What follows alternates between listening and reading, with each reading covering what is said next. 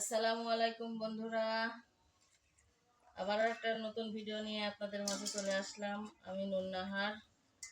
যে বা যাহারা যেখান থেকে আমার ভিডিও দেখছেন তাদেরকে আন্তরিক ভালোবাসা ও শুভেচ্ছা। এই যে নদীর মাছ রান্না করব। মাছ দিয়ে দিলাম, পেঁয়াজ মরিচ কেটে দিলাম, এখানে আদা বাটা, রসুন বাটা, জিরা বাটা, আর এখানে হলুদ, ধনিয়া আর লবণ। আমি কিন্তু প্রফেশনাল রাঁধুনি না, মা খালাদের কাছ থেকে যা শিখছি তাই। এবার তেল দিয়ে দেবো, তেল দিয়ে দিলাম। এবার হাত দিয়ে চটকাই মাখাই নেব। এই যে এভাবে মাখিয়ে কিছুক্ষণ 15-20 মিনিট এরকম রেখে দেব। তারপরে হাত ধোয়া পানি দিয়ে চুলায় দিয়ে দেবো।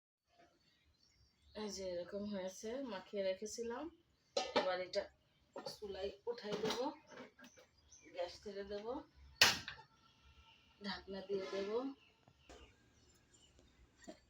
এই যে বন্ধুরা, আমি রান্না করতে করতে আমার গ্যাস ফুরাই গেছে। এই যে গ্যাস ফুরাই গেছে। এই যে আর গ্যাস চলতেছে না। এখন আমি কি করতাম রান্না করতে যাই, ফুরাই গেছে। এখন কি করা যায়, এই কারেন্টের চুলায় দিয়ে আসেন।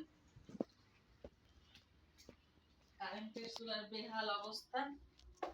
এখন ইন্ডাকশনে দিয়ে দেব।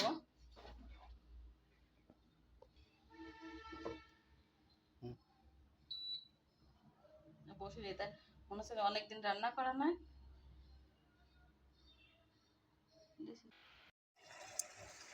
এই যে বন্ধুরা, আমার রান্না প্রায় শেষ। মাছ রান্না এখন বন্ধ করে দেব, দিয়ে নামিয়ে নেব। এই যে নামিয়ে নিয়েছি। এবারে যে ভাজা গুঁড়ো, জিরা গুঁড়ো দিয়ে দেব, দিয়ে একটু নেড়ে নেব।